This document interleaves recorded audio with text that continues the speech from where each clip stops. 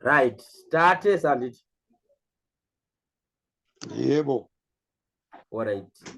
Toda kuti titange neboom 500 yedu yeyi.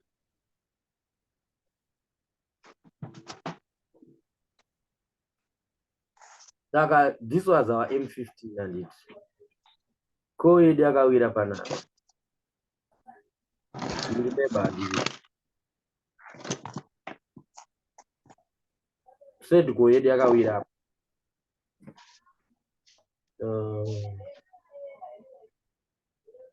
Saka, this is okay. Now we'll move this one. Right. Trade go yedu yakawira apa nditi. Apa. This was the crossover nezuro guy. Yeah. Right. So, pane chimwe chinhu chandida kuti ndiite sendinokurukura nemi. Mukatarisa boom 500, mukatarisa mapairs angu inini. Iri kunhamba almost 1, 2, 3, 4, 5, 6, 7, 8, 9, 10, 11. Iri panhamba 12. Nana boom 300. Nana V75 1, nana range break 100. The reason why iri kokoko, there is something very tricky about these pairs. Volatility indices, they are computer generated. When I said they are computer generated, all right.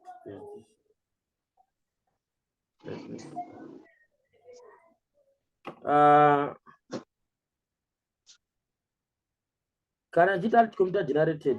I'm trying to say it's an AI, generator this market. So since it's an AI, boom 500 ne boom 1000 difference iripo inguva yainospika nekukura kwemaspike. Yakatonyora apa kuti on average one spike occurs in every 500 ticks. Zora kuti panospika boom 1000, it's every 1000 ticks. Then boom 500 on every 500 ticks, which means kuti spike re boom 500 ne boom 1000 is different. Maspikiro akasiyana, therefore zvinosiyanisa market yawo. So boom 500 ndichiriona nini, I noticed kuti it's quite a complicated pair to trade. So the trade with caution. So there's one thing that I wanted to teach you. It's not every pair trade deka uchitora from M15. Mamwe anonetsa uchitora from M15. So what you can do, akusudanga achinetsa, but market yawo inenge isiri friendly to be traded on M15. So what you do, if you see kuti I took this trade on M15, like here on M15, but then this pair pa M15 remember ins and outs akawanda before I take my trend. Sometimes you have to go to M30. Unokwidza time frame yako. And if you come on M30 now, you can see kuti the market is now very clear by M30. Zokuti but not to wait for pullback and then you buy again. This was the pullback and then you buy this buy. I mean, make sense. So titonema pairs akadaro, you are going to see them. So in this is what I always encourage people to always make sure could you do what? Could you study the pair out of the trade? Study the pair first, behavior yaro, and it. So if you come back here, remember takafurana kusama pending order tikati say buy stop. Inini buy stop yandakaisa apa, it was triggered mugiona. And ikapinda profit, right? It was triggered from here to there. So it's another kind of entry. Then I took another trade. I took another direct trade around here. And SR in profit. We took them together, right? SR in profit. I did it. SR in profit. So in what I was teaching you that time, if it happens, could you trigger this buy? Either munoisa pending order and you pan up and you wait, cannot you take a direct trade? But problem you take this trade is that you know mopina loss and if you don't have big capital, lose mari yakawanda manzvisa the sense. So a buy is a buy. Once it crosses over, it is going to buy. But then remember, with payaita crossover, we have a smaller time frame, like on M5. Payakaita crossover, you can see that it was already nearing the sell zone. So it was a weak trade. But if you wait for M5 paper, kuti sell yayo, buy yayo, like it did here, then you take your trade from here. Then you see kuti profit yacho you see what I'm talking about. Saka isusu toda kufamba muaccuracy, like we want to trade at kudaku. Let me try each and kushanda. Let me try to move it. And this is what I'm saying. Atukuti apa yaita crossover anditi market yakagumira andika yaita crossover apa anditi takufana kuita buy, but then ku M5 ika yakanga yakufana kuita sell maibata. Saka you have to respect that smaller time frame. You have to respect that smaller time frame, especially kana usina capital, because you will end up in loss. You end up in loss. So ndakangwesa hangu green ne black pa sun indicator due to my eyes nogara pa computer, saka black ne red sometimes throw is than green ne red, right? So ani muri kuona kuti on boom 500 here yanga yakusell. That's why muri kuona inimi ramukuti makataura fano ngeri iri small spike yakanga exhausted. Even if you come ku M1 kwacho, you see kuti it was exhausted. Tasamone kwa yakanga iri.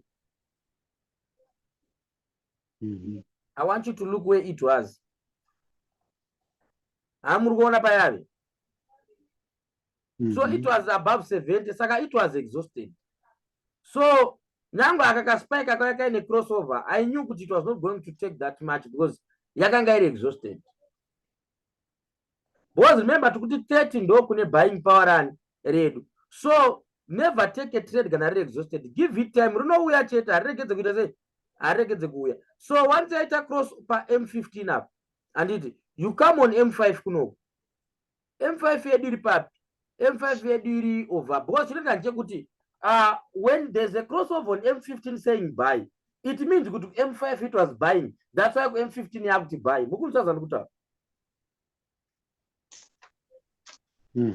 Yeah, because what makes it to buy on M15 is because it was already buying on M5. So the moment they know to buy M15, M5 inenge ya exhausted. That's why I said, no, guys, let us not just buy direct from M15. Because I knew that yes, if we buy from M15, it is going to drag us. To pull back here, because the market fighter pull back. Even M1, to pull back from a millisecond. Market I find very straight. So you need to pull down from a millisecond. That pull back. These are guys, are you getting what I'm saying? Yes. Yes. Saga, when it crosses over on M15, now we have a duty to come down in M5. So not M5 here, but what I know is that in most cases, M5 here to cross over at Okumsoro. So we have to wait for it to come down. We have to wait for it to come down. Then we can take our trade. Then we can take it. So I'm going in this case, yakabaya panap. Do bayachita crossover panap. And it bayachita baya pamanja. Now we can and it now we can go with it. For M1. Huh? For M1 inofananga yakrosa futanje. Tikadzoka kuti not M1 and apa ndopaitira M5. M1 yakatomboya baya crosser panapa iyi. Let me come here and show you. Ish, yakatokrosa panapa iyi. And my own. It came, it crossed here. Ish, yakatoita sewi. So you have to result isusu, but the next buy we take it up. Saka isipate takuzoritora, takuzoti isusu we are now taking it because this buy it means kuti yakata establishirwa panapa, and it so it means kuti isusu takuzoitora takuenda nani nayo all the way into this profit. So it means kuti this trade so far it had potential ne 0.30 atikushandisa apa, it had potential to pay us up to $20. And more. So it's a game of patience. It's a game of patience. It's also a game of studying pair. It's a game of studying your pair. So zapanoni maya pa M5 yaita crossover apa, maya tona tapaita crossover apa ku M15 iri crossover, maya gona toti rimwe maya gona kurisira buy stop papi panapa. And you see that this level is being respected in this market. You can see that this market is respecting this level so much. You see here. So maya when you buy stop renya apa, stop loss renya apa, buy stop renya apa. Parongo simuka rengo simuka 15 emiri chenda kubi. Saka it really all comes down. And it really all comes down. Kutaura kuti zvinhu zvacho zvakamira sei.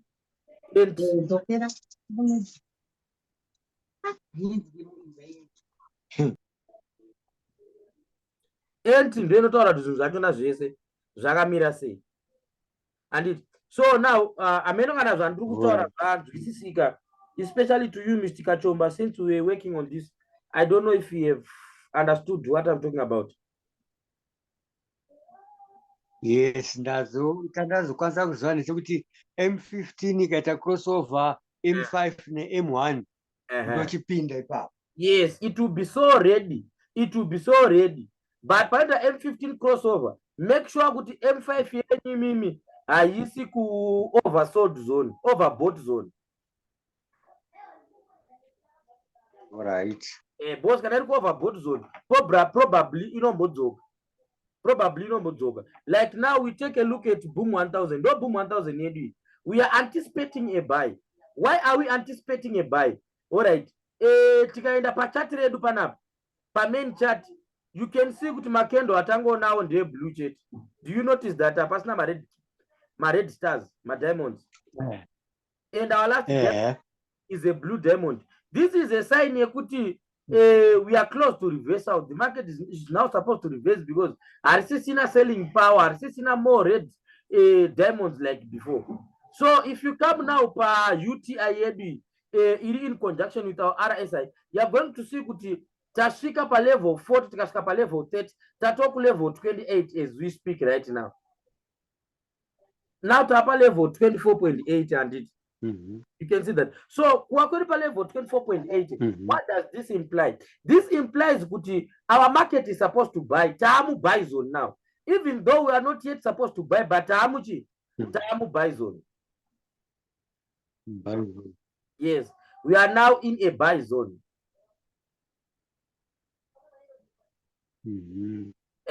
Saga Zataba buy zone medu. What do? We wait for it to cross here first up. Can I cross Ipapo? We come to M5. But then I want to show you something.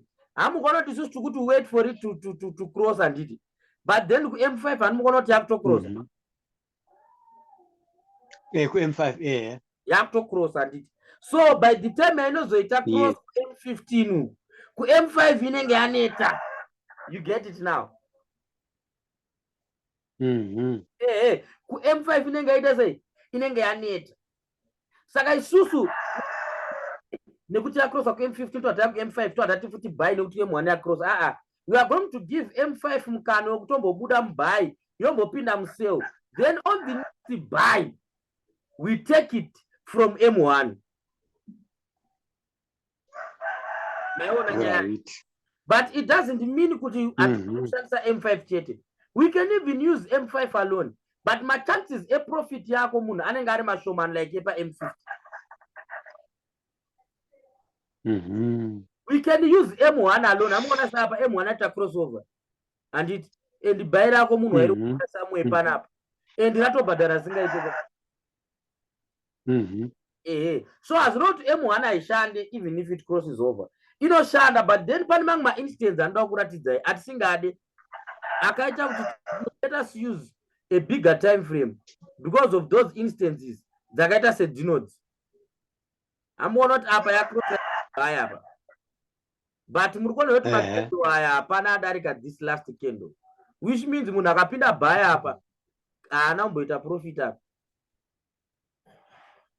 radha yakabva yatomisa mulosi muno nyangwe yakazodzoka kuno but apa akabve ngapinda mulosi and paboom 1000 kubva apa kusvika apa unoona watorohwa almost $8. So it's not that M15 M1 haishandi kana kuti M5 haishandi, but we're talking about profit. Profit ye M15 notokundwa kuti neprofit yepa H1. If we go pa H1 and then we do the same, you are going to see kuti H1 yacho inenge ichitobhadharawo mari kwete mbichana. For instance, we have this one already a bit closer. Amuona kuti ningiri H1 yakatotiwo buy even if rinenge rakatobhadharawo zingaitei. H1 rakatotiwo buy.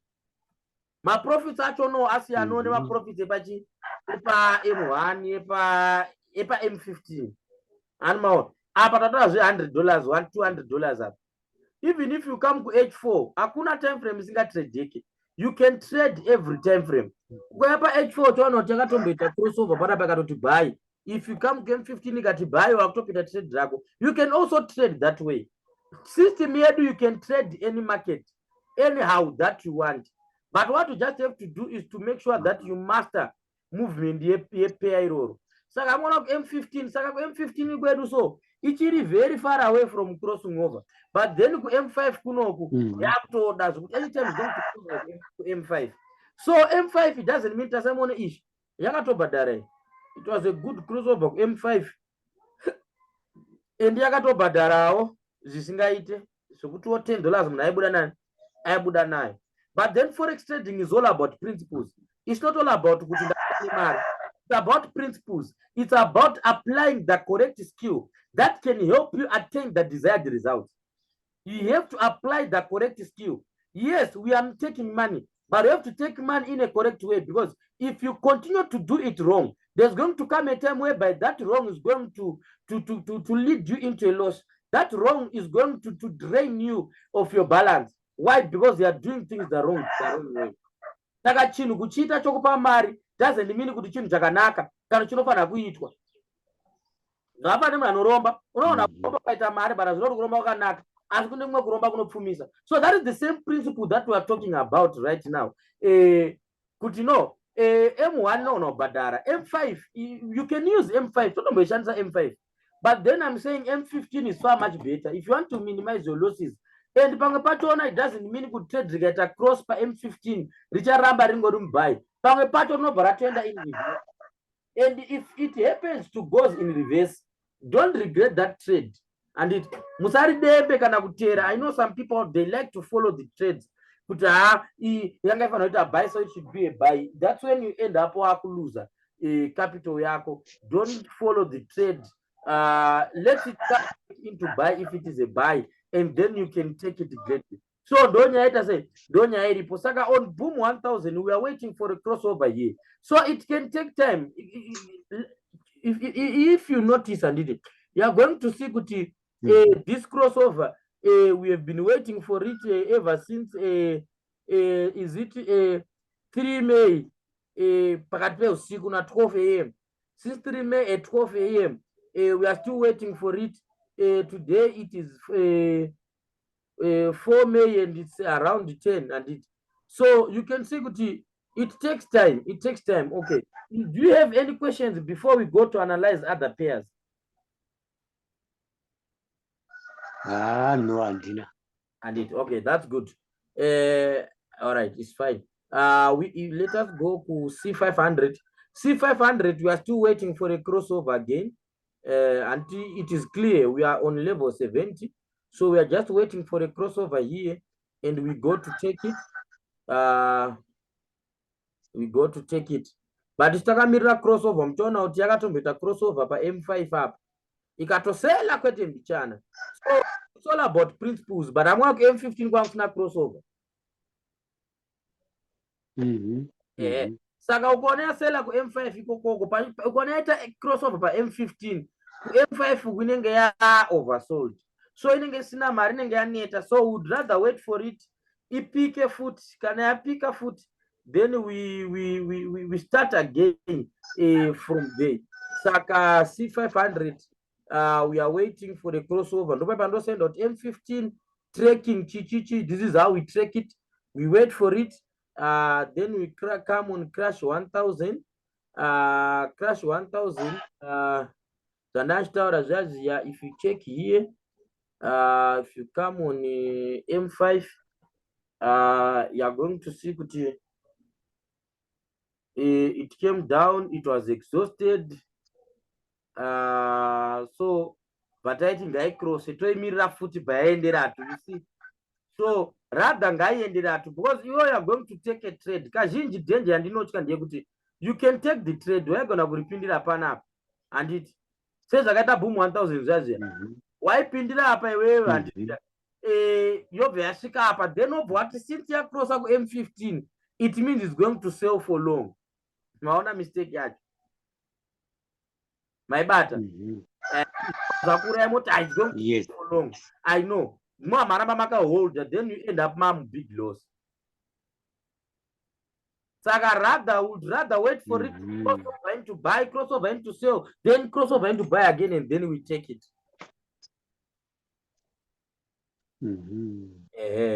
But there's another method here and advisor here that you can do. Kuti kana yaito crossover pa pacho, you can use you can put your last order, on the last low like this. Kana yakazopfuura chitrigger unombodyawo mari.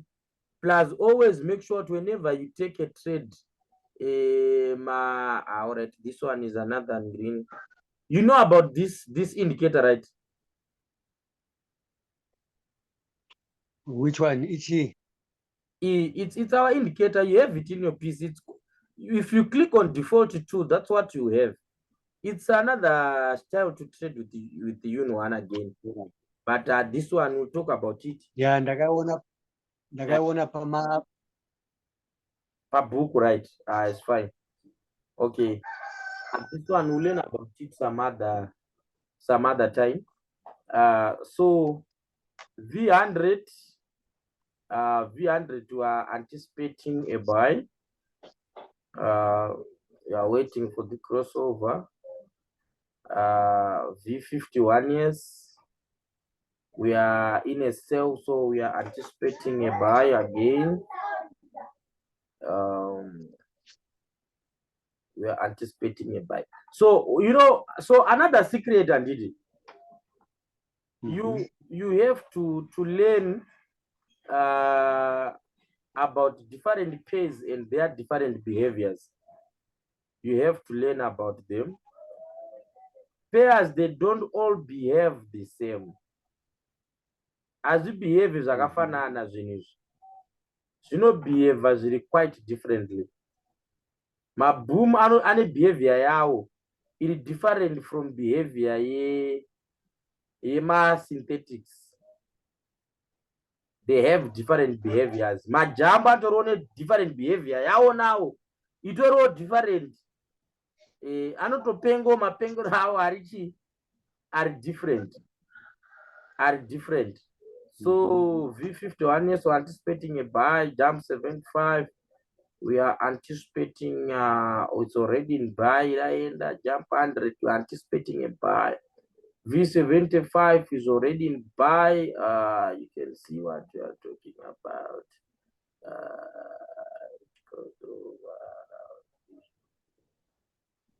So it means this one. Yeah. Then you can see the buy.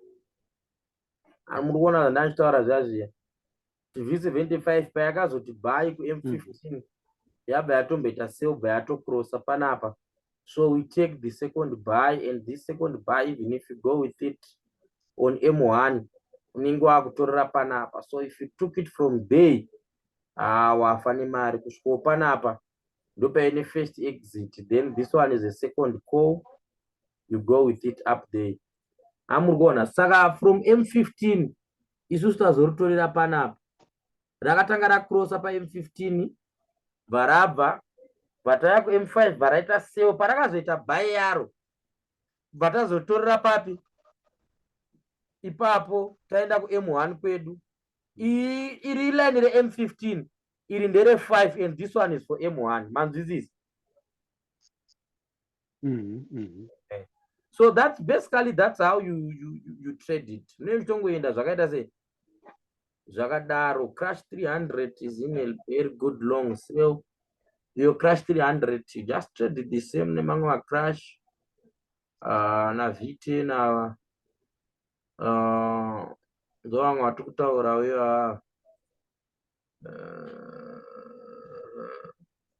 then it came back haina kungirigina, but then on M1 yakapa a good positioning. So this sale according to us is not worth it. Let us wait for another. So ana V10 ava izvezvi handiva crosser into buy on M5 takwamirira cross into sell and then we take them. Baba, it's so simple. It's so simple. Very simple. Very simple. Zvakapusa izvi. Besana V10 1s then boom 500 yedu tichiri nayo. We are still with it. Oh yeah, to post what I like. Boom 300 is going to buy V75 1s. Is talking about something else. Then we have range break 100. Range break 100. I'm going to market a range break. I guess any market. Sanga it goes really different. It goes really different. And a stepper, I'm going to ndakavakanda kura and a boom 500 and a stepper. I don't like to trade them. I don't bow my pace. So it's just a matter of and see what works. So I think that's all I have for you right now. I need questions.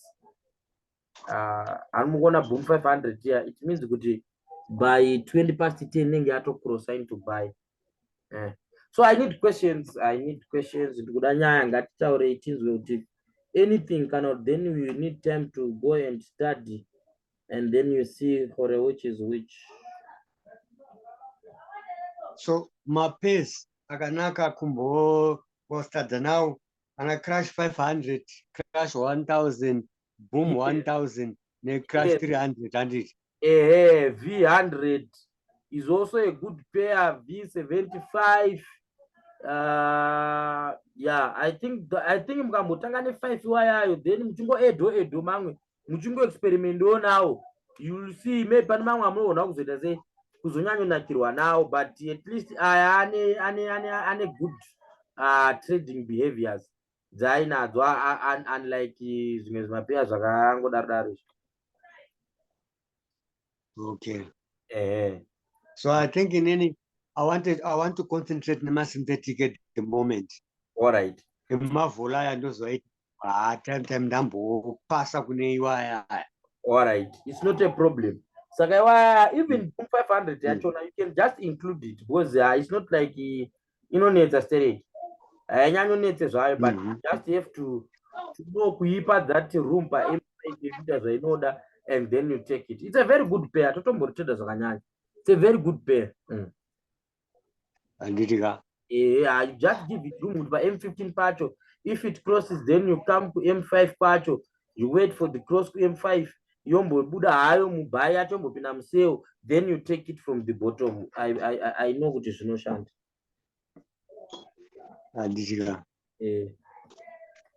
No, that's fine. All right, Baba Saka. I think that's most. Timbonyatso chistadi atitore 1 week ka tinotoda time chaita kuti umbonyatsoona kuti chakamira sei. Yes, Baba, that's why you have 3 months on your subscription so that monyatso simba. Yeah, so all right, no problem. So this recording, it's a recording. I'm going to upload it on YouTube also for future reference. All right. Okay. Thank you and that's fine.